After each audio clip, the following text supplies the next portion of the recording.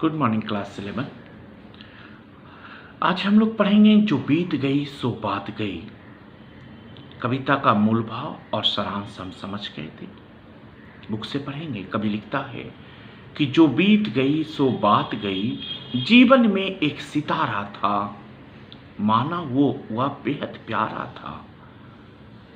जो बीत गई सो बात गई, जीवन में एक सितारा था, माना वह बेहद प्यारा था। वह डूब गया तो डूब गया।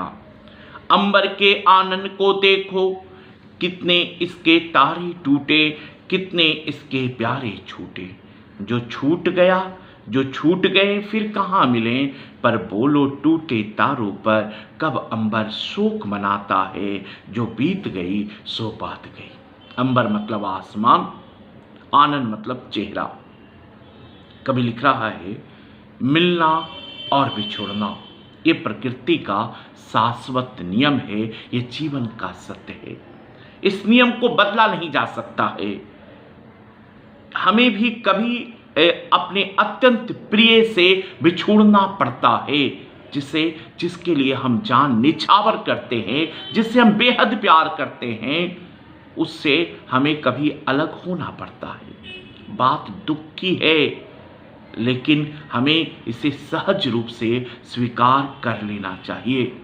इसके लिए हमेशा दुख में रहना सही नहीं है। इसलिए कभी कह रहा है कि जो बीत गई सो बात गई। जीवन में एक सितारा था, माना वो बेहद प्यारा था। क्योंकि दुखी व्यक्ति संसार से कट जाता है। वह संसार में ऐसे वृक्ष की तरह रहता है जिसमें कोई जड़ ही ना हो। जड़हीन वृक्ष भला संसार को क्या दे सकता है। इसलिए हमें प्रकृति से सीख लेना चाहिए। जीवन में जो कुछ है उसके प्रति आस्था बनाए रखना चाहिए, उसी के प्रति विश्वास बनाए रखना चाहिए। बच्चन ने प्रस्तुत पंक्तियों के माध्यम से हमें यही संदेश देना चाहता है। बच्चन कहते हैं कि वो डूब गया तो डूब गया, अंबर की आनंद को देखो, कितने इसके तारे टूटे, कितने इसके प्यारे छूटे। जो छूट गए फिर कहाँ मिले, पर बोलो टूटे तारों पर कब अंबर शोक मनाता है। आकाश में कितने तारे हैं, आसमान में कितने तारे हैं, और उनमें कितने ही तारे रोज टूट जाते हैं। लेकिन टूटे हुए तारों पर फिर कभी ऐसा भी होता है, टूटे हुए तारे कभी मिल नहीं पाते हैं। आसमान उन टूटे हुए तारों पर कभी शोक नहीं मनाता है, कभी गम नहीं मनाता है, कभी रोता चिल्लाता नहीं है, कभी दहाड़ता नहीं है। जो तारे हैं उसी में वो अपना खुशी तलाश करता है। तो जो हमारे पास है उसी में हमें अपना खुशी तलाश करना चाहिए। इसलिए बीते हुए दुखपूर्ण समय को या बिछुड़ गए प्रिय को याद करके दुखी होना ये व्यर्थ है, ये बेकार है। कविता की इन पंक्तियों में बच्चन जी ने आस्थावादी भाव व्यक्त किया है। मनुष्य के नश्वर जीवन की तुलना कवि ने टूटे हुए तारों से किया है। वो टूटे हुए तारों से किया है। ये कविता मधुशाला से प्रभावित है।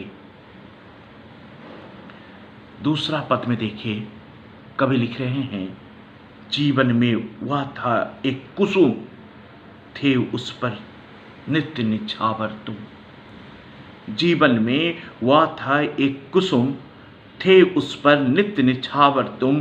वो सूख गया तो सूख गया। कुसुम मतलब फूल होता है। मधुबन की छाती को देखो, मधुबन की छाती को देखो, सूखी कितनी इसकी कलियां, मुरझाई कितनी वलियां। जो मुरझाई फिर कहाँ खिली, पर बोलो सूखे फूलों पर कब मधुबन शोर मचाता है। जो बीत गई सो बात गई। मधुबन का मतलब बागीचा, फुलवारी।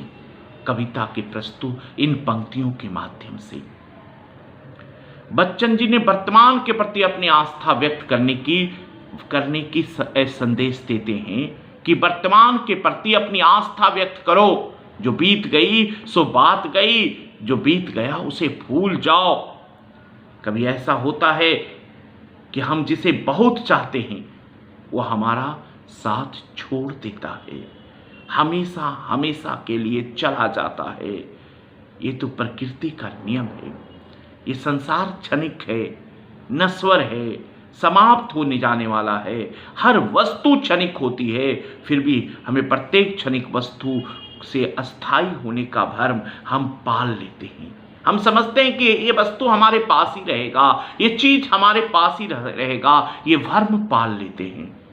इसी बात को बच्चन ने प्रकृति के माध्यम से समझाने का प्रयास किया है।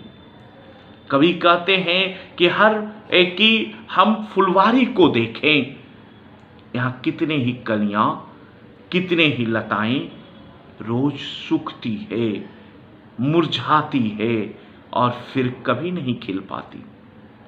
लेकिन फुलवारी उस सूखे फूलों के लिए अपनी छाती नहीं पीटती है। जो समय बीत गया उससे उसके पकड़ने के लिए प्रयास व्यर्थ है, क्योंकि ऐसा नहीं हो सकता। ऐसा करके हम अपने वर्तमान को भी दुख से भर लेंगे। जिस दिन ये रहस्य हमें समझ में आ जाएगा, हमारा जीवन तत्काल दुख से ऊपर उठ जाएगा। कवि प्रस्तुत पंक्ति के माध्यम से जीवन की नश्वरता की तुलना मुरझाई कलियों तथा सूखे फूलों से किया है।